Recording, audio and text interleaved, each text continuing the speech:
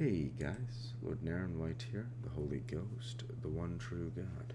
Back with you with the next video in my Line of God's Daily Dare series. As usual, before I discuss what I have achieved since yesterday's Daily Dare video, I want to go ahead and read you a chapter from the Bible. Today I will be continuing with Deuteronomy chapter 34. And Moses went up from the plains of Moab unto the mountain of Nebo, to the top of Pisgah, that is over against Jericho. And the Lord shewed him all the land of Gilead unto Dan, and all Naphtali, and all the land of Ephraim and Manasseh, and all the land of Judah unto the utmost sea, and the south, and the plain of the valley of Jericho, the city of palm trees, unto Zor. And the Lord said unto them, This is the land which I swore unto Abraham, unto Isaac, and unto Jacob, saying, I will give it unto thy seed. I have caused thee to see it with thine eyes, but thou shalt not go over thither. So Moses, the servant of the Lord, died there in the land of Moab, according to the word of the Lord. And he buried him in a valley in the land of Moab, over against Beth Peor. But no man knoweth of his sepulchre unto this day. And Moses was 120 years old when he died. His eye was not dim, nor his natural force abated. And the children of Israel wept for Moses in the plains of Moab 30 days. So the days of weeping and mourning for Moses were ended. And Joshua the son of Nun was full of the spirit of wisdom, for Moses had laid his hands upon him. And the children of Israel hearkened unto him, and did as the Lord commanded Moses. And there arose not a prophet since in Israel like unto Moses, whom the Lord knew face to face, in all the signs and the wonders which the Lord sent him to do in the land of Egypt, to Pharaoh, and to all his servants, and to all his land, and in all that mighty hand, and in all the great terror which Moses shewed in the sight of all Israel. The word of the Lord. Thanks be to God.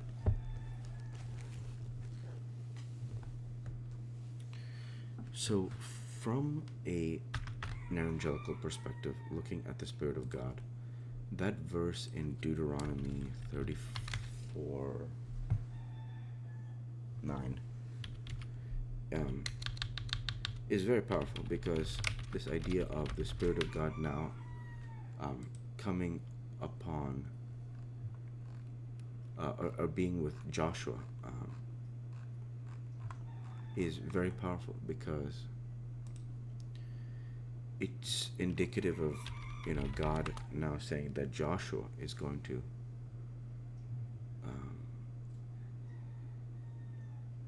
lead his people Israel to the promised land. So very powerful for me from an evangelical perspective. And the other verse that I think is so powerful is here, just to give respect to Moses and everything that he did with his life. Here, I like this verse first. It was very beautiful. Deuteronomy 34:7.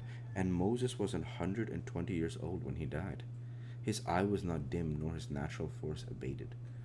And super powerful, because of the fact that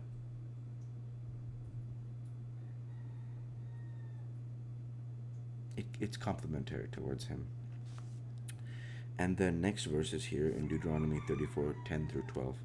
And there arose not a prophet since in Israel like unto Moses, whom the Lord knew face to face, and all the signs and the wonders which the Lord sent him to do in the land of Egypt, to Pharaoh, and to all his servants, and to all his land, and in all that mighty hand, and in all that the great terror which Moses shewed in the sight of all Israel.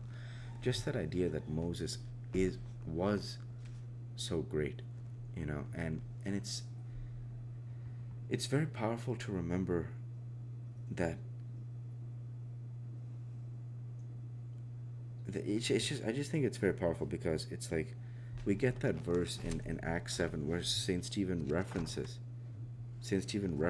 Moses foretelling of the coming of Christ, where he says here in Acts 7, it's very powerful.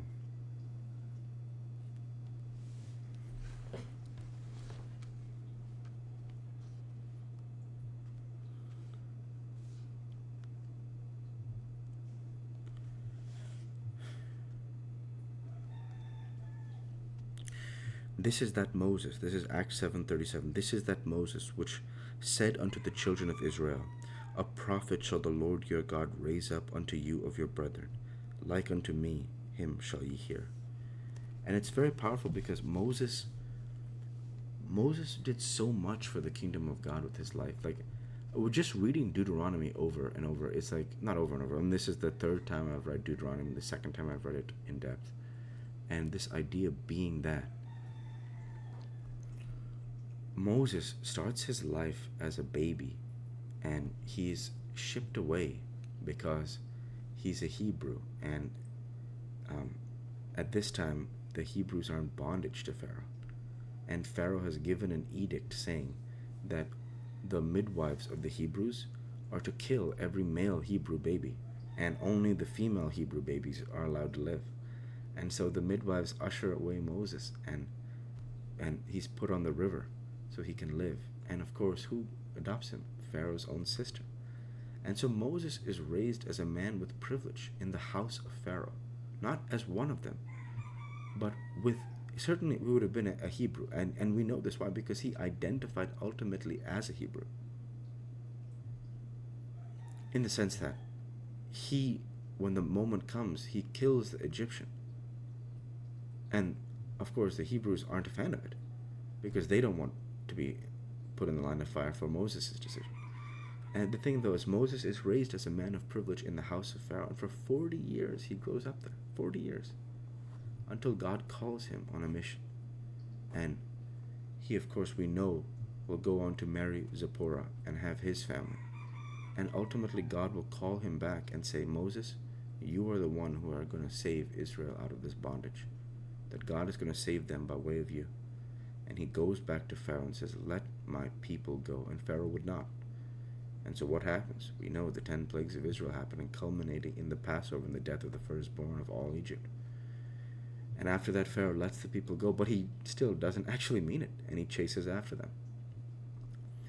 And Moses, God tells Moses, take the rod of God in your hand and raise it, and the sea, and he will part the sea. And that beautiful imagery of the columns of water and the Israelites passing through the Red Sea. And then God saying, now bring it down on Pharaoh and his men, and the chariots, the Pharaoh's men and chariots, yeah.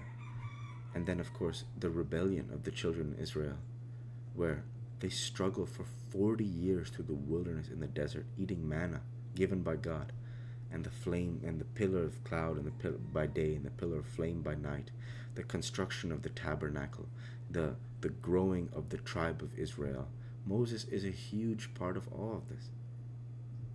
And everything now culminating with his passing of the torch, the prophetic torch, to Joshua, who's going to lead the Israelites into the land of Canaan to finish and fulfill this 700-year journey from Abraham. Think about this, Abraham to Joshua, 700 years, where God says, he will give the land unto Abraham and to Isaac and to his seed after them, and to Jacob, of course. Yeah. And it's just so powerful because this is something for me as a spirit of God. Like, this is like, what's funny is I thought about it, like, this is like an odyssey. It's, for me, it's more than an odyssey. This is the Bible. This is my faith. This is truly what I believe. And to think about it, for me, it's the greatest honor and privilege to have been a part of this story for God alongside these men in whatever capacity I was. And it motivates me to this day that, look, like, everything about my life is about faith. Everything. Like, when you say like this, Moses 120 years old and die, and I look at this camera and I say, I believe that I'm God incarnate as the Spirit of God, one of three beings, one God essence manifest in three beings, and that I'm going to live here forever, live forever until the second coming of Christ. Thousands of years. It's not an easy thing to believe from a scientific perspective. But that's the beauty of faith, is that it truly is about God. It truly is about serving Him perfectly, doing the work, giving the glory to Him, which is something I try to do every single day. And whatever happens in terms of how that story unfolds, I ask God to please protect me, please care for me, please love me. Because today, as the scriptures say, I think it's Deuteronomy 7:7. Don't quote me on that. It's such a powerful verse. That's why I remember it so well. Excuse me, Deuteronomy 7:7. Yeah, that's right. The Lord did not set his love upon you, nor choose you, because you were more in number than any people, for you were the fewest of all people. But because the Lord loved you, and because he would keep the oath which he had sworn unto your fathers, hath the Lord brought you out with a mighty hand, and redeemed you out of the house of bondmen, from the hand of Pharaoh king of Egypt. That idea that today Naren Jealousism has what? The Spirit of God, fine. It's not, there's no like but around that idea. It's this idea that I don't have a single human adherent or believer, and I want a people to be a multitude, to follow me and worship me, and not for my own edification, like all these days in the Old Testament, New Testament, it never bothered me that my name Naren was not written down. That, whatever it was, like in the Old Testament, I'm not acknowledged as God. I'm acknowledged only as the Spirit of God. Only when Jesus comes, then I'm acknowledged that the Spirit of God is God. So it never bothered me. It was the idea that the mission was most important. And do you know what I believe today? That my mission is Naren Jealousism. That my mission is finally. This was not the case in the Old Testament. This was not the case in the New Testament. Of course, Jesus is there. It said my purpose in the Old Testament is to serve God alongside his people here on this journey. My purpose in the New Testament to be part of bringing Jesus to the world according to God's plan, the Son of God, and serve alongside him and his apostles and believers. And in this time, to have my family, to have my earthly family. Of course, I mean Jesus is there. I mean, like, to have fully human children and be their leader, be their patriarch, be their God, be their king.